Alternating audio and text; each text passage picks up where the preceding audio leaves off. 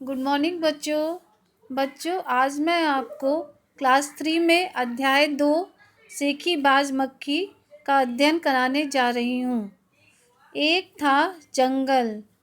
उस जंगल में एक शेर भोजन करके आराम कर रहा था।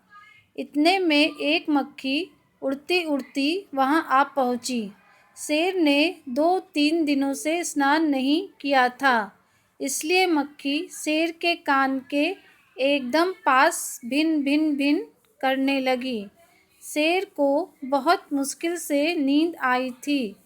उसने पंजा उठाया, मक्खी उड़ गई, लेकिन फिर से शेर के कान के पास भिन भिन शुरू हो गई। अब शेर को गुस्सा आया। वह दहाड़ा, अरे मक्खी, दूर हट, वरना तुझे अभी जान से मार डालूंगा। मक्खी ने धीरे से कहा, छी छी, जंगल के राजा के मुंह से ऐसी भाषा कहीं शोभा देती है। शेर का गुस्सा बढ़ गया। उसने कहा, एक तो मुझे सोने नहीं देती, ऊपर से मेरे सामने जवाब देती है। चुप हो जा, वरना अभी। मक्खी बोली, वरना क्या कर लोगे?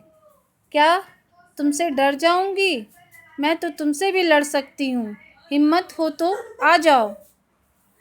शेर आग बबूला हो उठा। उसने कान के पास पंजा मारा। मक्खी तो उड़ गई, पर कान जरा छिल गया।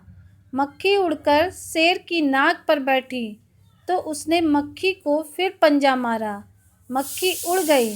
अब की बार शेर की नाक छिल गई। मक्खी कभी शेर के माथे पर बैठती, कभी गाल पर, तो कभी गर्दन पर। शेर पंजा मारता जाता और खुद को घायल करता जाता। मक्खी तो फट से उड़ जाती। अंत में शेर ऊब गया, थक गया। वह बोला, मक्खी बहन, अब मुझे छोड़ो, मैं हारा और तुम जीती, बस। मक्खी घमंड में चूर होकर उड़ती उड़ती आगे बढ़ी। सामने एक हाथी मिला। मक्खी ने कहा, अरे हाथी, मुझे प्रणाम कर। मैंने जंगल के राजा शेर को हराया है, इसलिए जंगल में अब मेरा राज चलेगा। हाथी ने सोचा, इस पागल मक्खी से बहस करने में समय कौन बर्बाद करे। हाथी ने सूंड ऊपर उठाकर मक्खी को प्रणाम किया और आगे बढ़ गया। सामने से आ रही लोमड़ी ने यह सब देखा। लोमड़ी मंद मंद मुस्कुराने लगी। इतने में मक्खी ने लोमड़ी से कहा, अरे ओ लोमड़ी, चल, मुझे प्रणाम कर। मैंने जंगल के राजा शेर और विशालकाय हाथी को भी हरा दिया है। लोमड़ी ने उसे प्रणाम किया, फिर धीरे से बोली, धन्य हो मक्खी रानी, धन्य हो। धन्य है आपका जीवन और धन्य है आपके माता पिता।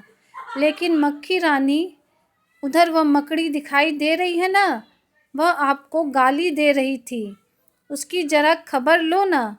यह सुनकर मक्खी गुस्से से लाल हो उठी। मक्खी बोली, उस मकड़ी को तो मैं चुटकी बजाते ख़त्म कर देती हूँ। यह कहते हुए मक्खी मकड़ी की तरफ झपटी और मकड़ी के जाले में फंस गई। मक्खी जाले से छूटने की ज्यों-ज्यों कोशिश करती गई, त्यों-त्यों और भी अधिक फंसती गई। अंत में वह थक गई, हार गई। यह देखकर लोमड़ी मंद मंद मुस्कुराती हुई वहाँ से चलती बनी। इस कहानी के लेखक हैं योगेश जोशी।